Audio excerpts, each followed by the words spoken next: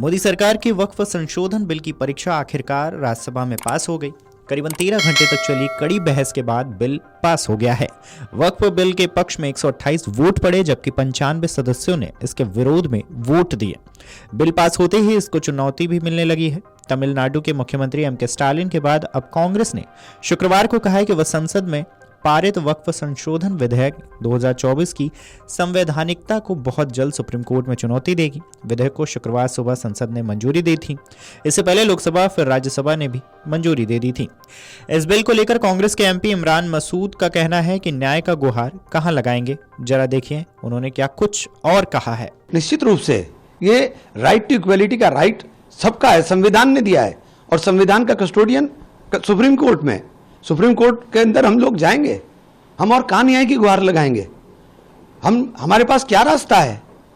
क्या संख्या बल के आधार के ऊपर आप हमारे जीने का अधिकार छीन लेंगे? क्या संविधान ने जो हमें अधिकार दिया धार्मिक स्वतंत्रता का, आप उसको हमारी छीन लेंगे? आपके पास अगर बहुमत है, कांग्रेस बहुमत के अंदर आई थी, 405 से ज्यादा सीटें लेकर आ गई थी कांग्रेस। क्या कांग्रेस ने किसी के साथ जाति करने का काम किया था? क्या कांग्रेस ने किसी के अधिकारों को बुलडोज करने का काम किया था? नहीं किया था। अगर आपके पास बहुमत है तो बहुमत का मतलब यह बिल्कुल नहीं होता है कि आप अल्पमत के लोगों को रौंदने का काम कर देंगे। आप बताइए रास्ता क्या है? ये तो राइट टू इक्वलिटी है, ये तो संविधान की मूल भावना है। आप संविधान बदलने की बार बार बात करते थे, तो आप संविधान पूरा बदलने की आपके पास ताकत नहीं रही, तो आप संविधान को पार्शियली डैमेज करने का काम कर रहे हैं। ये तो संविधान की मूल भावना है। राइट टू इक्वलिटी हमें कॉन्स्टिट्यूशन ने दिया है। हाँ, बिल्कुल करेंगे, बिल्कुल करेंगे। मैं खोल के कह रहा हूं कि क्यों नहीं करेंगे। हम लोग राइट टू इक्वलिटी को मेंटेन करना जिम्मेदारी है, और ये प्रत्येक नागरिक, प्रत्येक सरकार की जिम्मेदारी है कि वह देश के हर नागरिक के अधिकारों का संरक्षण करे। आप हमारे ऊपर बुलडोजर चला करके हमारे जीने का अधिकार या हमारी धार्मिक स्वतंत्रता कैसे छीन सकते हैं? आप बताइए, आप वेलफेयर क्या कर रहे हैं? आपने जो हमारे इंस्टीट्यूशन थे उन्हें बर्बाद करना चाहते हो। मदरसे में कौन पढ़ता है? गरीब बच्चे पढ़ते हैं, आप उनके ऊपर ताले लगा रहे हो। मदरसे में कौन पढ़ता है? आप कहते हो पसमंदा मुसलमान, गरीब महिलाएं, आप कर क्या रहे हो? आप ताला लगा रहे हो।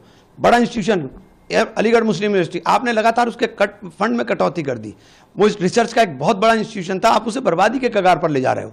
आप सिर्फ उसको इसलिए बर्बाद कर रहे हो कि उसके सामने मुस्लिम लिखा हुआ है। इससे पहले वक्फ विधेयक को लेकर स्टालिन ने अदालत का दरवाजा खटखटाने का ऐलान कर दिया है। तमिलनाडु के मुख्यमंत्री और डीएमके के अध्यक्ष एम के स्टालिन ने गुरुवार को कहा था कि उनकी पार्टी इस विधेयक के खिलाफ सुप्रीम कोर्ट में याचिका लगाएगी। लोकसभा से विधेयक पारित होने के विरोध में स्टालिन विधानसभा में काली पट्टी बांधकर पहुंचे थे। इस दौरान उन्होंने कहा था कि भारत में बड़ी संख्या में दलों के विरोध के बावजूद कुछ सहयोगियों के इशारे पर रात 2 बजे संशोधन को अपनाना संविधान की संरचना पर हमला है। एक्स पर एक पोस्ट में एआईसीसी महासचिव जयराम रमेश ने कहा, कांग्रेस बहुत जल्द ही वक्फ संशोधन विधेयक 2024 की संवैधानिकता को सुप्रीम कोर्ट में चुनौती देगी। उन्होंने कहा है कि हमें पूरा भरोसा है, हम भारत के संविधान में निहित सिद्धांतों, प्रावधानों और प्रथाओं पर प्रधानमंत्री नरेंद्र मोदी की सरकार से सभी हमलों का विरोध करना जारी रखेंगे। जयराम रमेश ने कहा है कि सीएए 2019 को कांग्रेस की ओर से चुनौती दिए जाने पर सुप्रीम कोर्ट में सुनवाई हो रही है। आरटीआई अधिनियम 2005 में 2019 के संशोधनों को लेकर भी कांग्रेस की चुनौती पर सुप्रीम कोर्ट में सुनवाई हो रही है। चुनाव संचालन नियम 2024 में संशोधनों की वैधता को लेकर कांग्रेस की चुनौतियों पर भी सुनवाई जारी है।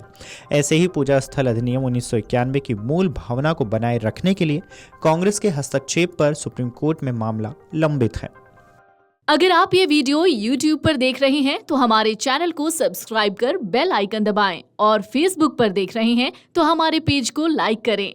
8 मिलियन प्लस सब्सक्राइबर, आपके इस भरोसे के लिए बहुत धन्यवाद।